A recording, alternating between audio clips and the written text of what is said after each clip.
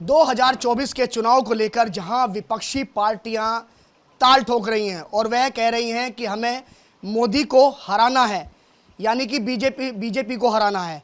वहीं अगर बात की जाए जिला सहकारी बैंक के चुनाव को लेकर, तो जिला सहकारी बैंक के चुनाव में किसी भी पार्टी की तरफ से किसी भी सदस्य ने कोई भी नामांकन नहीं किया।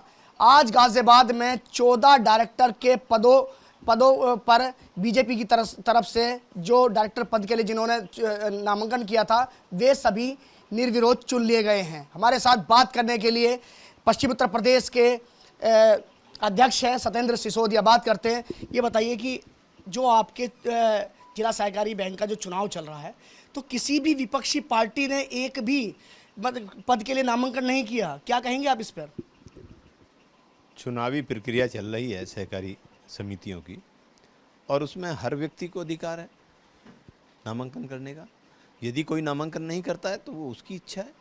भारतीय जनता पार्टी ने सभी 14 के 14 वार्डों पर नामांकन किया है, और मुझे ये जानकारी नहीं है किस पे किसने नामांकन किया है नहीं किया। यदि किसी ने नामांकन किया होगा तो चुनाव होगा।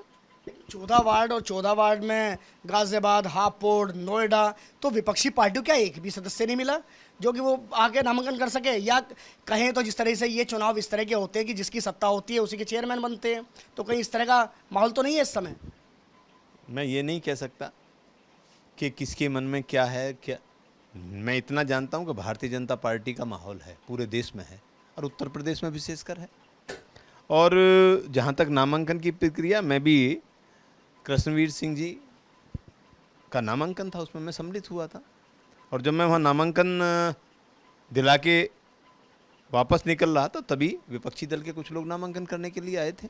अब उन्होंने किया नहीं किया वो जाने। विपक्षी दल के आए थे लेकिन नामांकन नहीं किया, क्या सोचा जाए? मुझे मालूम नहीं है कि क्या कारण है उनका नामांकन न करने का। हो सकता है उनके पास अनुमोदक प्रस्तावक ही ना हो, और यदि अनुमोदक प्रस्तावक नहीं है तो कहाँ से नामांकन करेंगे? तो क्या वो मतलब आप ये कहना चाहते हैं कि वो फॉर्मेलिटी करने आए थे कि हम यहाँ पर पहुँचे हैं लेकिन उन्होंने नामांकन नहीं किया? ये उनका विषय है। हो सकता है देखने आए हों कि वे कोई रोक तो नहीं रहा है कि नामांकन करने जा रहे हैं। हमारी सरकार में कहीं पूरे प्रदेश में कोई एक ऐसी जगह नहीं है जहाँ किसी को नामांकन के लिए रोका गया हो। सबको आमंत्रित किया गया, खुले दरवाजे हैं। चुनाव बिल्कुल पारदर्शिता के साथ होगा और चल रहा है। जिला सहकारी बैंक के अब चेयरमैन पद के लिए चुनाव होगा, और चुनाव क्या होगा अब तो निर्विरोध, जब आपके 14 लोग चुन लिए गए हैं और उन्हें एक सदस्य चुनना है, तो उसमें आपने किसका नाम आपने तय किया है? ये सभी 14 डायरेक्टर बैठेंगे और वो बैठ के एक नाम, कृष्णवीर जी का नाम बता रहे थे आप।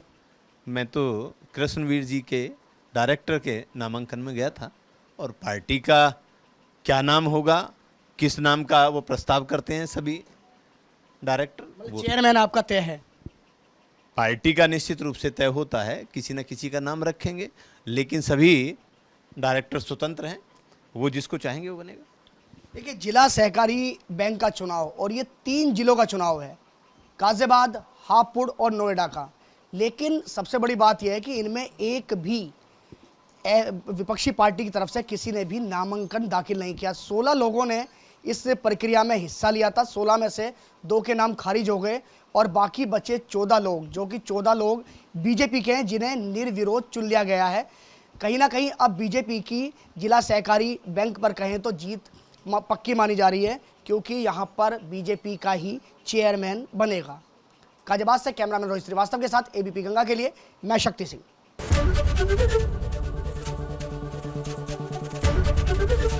एबीपी गंगा, खबर आपकी, जुबान आपकी।